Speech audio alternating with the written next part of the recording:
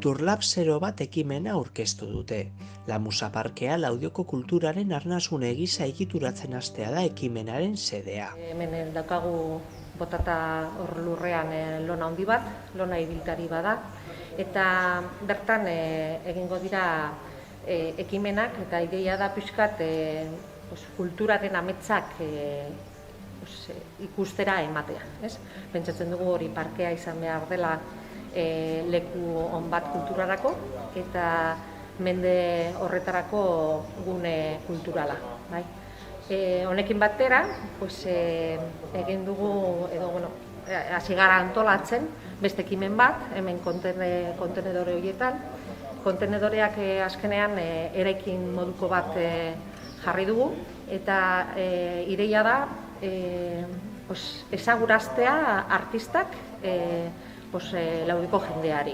Hemen bertan laudioarrak izan da, gehienetan edo askotan ezaguna gara, eta aldi batean pentsatzen dugu arteari buruz hitz egiten denean jendea ez duela aukerarik jakiteko zenolako gauzak egiten diren hemen Laudion bertan. Parkean jarritako itsasedukiontziak izango dira ekimenaren epizentroa. Laudioko 3 sortzailek baliatuko dute espazio hori datozen hilabeteetan. Entender que la mayoría de veces que he ido a exponer algo, tanto el vídeo como la imagen como el audio iban siempre juntas, ver cómo se podría llegar, y siempre iba desde el vídeo hacia la pantalla, empezar todo el camino al revés. Desde las pantallas que tengo ya en anteriores exposiciones, que lo último que entre sea la imagen, y separar tanto el vídeo como el audio para ver qué puedo hacer con ello, porque al final lo que estoy intentando buscar todo el rato es cómo se llega a la imagen de algo, pero desde el hacer, no desde la propia imagen, ¿no? Porque cuando sí, sería como un poco eso, cuando en general trabajo con vídeo, con escultura y con escritura, aunque son como palabras así como muy palabras y no envuelven realmente lo que yo creo que estoy haciendo, pero al final se necesitan este tipo de terminologías para poder hablar de las cosas también, en ciertos contextos. Y lo que quería hacer era eso, sobre todo como confrontar todo este es el planteamiento de inicio que traigo para lo que voy a hacer aquí, pero luego al final cuando confrontas tu planteamiento con la realidad, lo bonito de eso es que la realidad nunca contesta tu planteamiento, sino que contesta la propia imagen de la realidad. Y eso es lo que es como la problemática con la que estoy trabajando ahora y en la que voy a intentar presentar aquí un par de piezas. Trabajaré también con unos colegas, tanto en audio como en vídeo, que me van a ayudar. Grabaremos aparte más cosillas.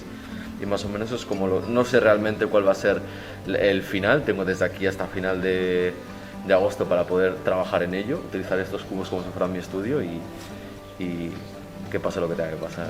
Momentuz lanean nabil, nire erakusketa edo lana erakutsiko dugu hemen uste dut irailaren amaieran. Beraz, orain hasi naiz, prozesu batetan eta kontzeptua edo da prozesua bera. Ez bakarrik nola erakutsi artelanaren emaitza, baizik eta prozesu bertan ze gertatzen den, sentsazio hori erakutsi nahi dut edo hurbilpen bat, eta horretaz aparte gustatuko litzaidake beste ideiekin batekin erlazionatzea, eta da erakusten artelana edo aldaketa bat edo prozesu bat nire partetik artelanak esaten ditut, baina izan leike ez dakite prozesu aldaketa pertsonal bat edo ez dakite aldaketa motak izan daitezke, eta nola erakusten duzun hori publikora eta zenolako judizio motak emoten diren. Gaur egun bizikitzaren arloan lan egitera naiz.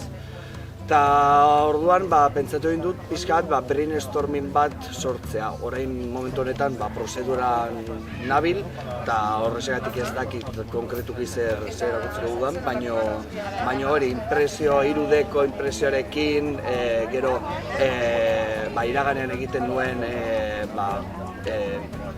piktorikoki ere landu egingo dut, eta oraindik ez dakit zer. Hori azken finean, azken momentuan ikusko duzue, baina hori bintzigintzaren eta gero artearen pixkat hori errepikatuko dut, brainstorming bat sortuko dut.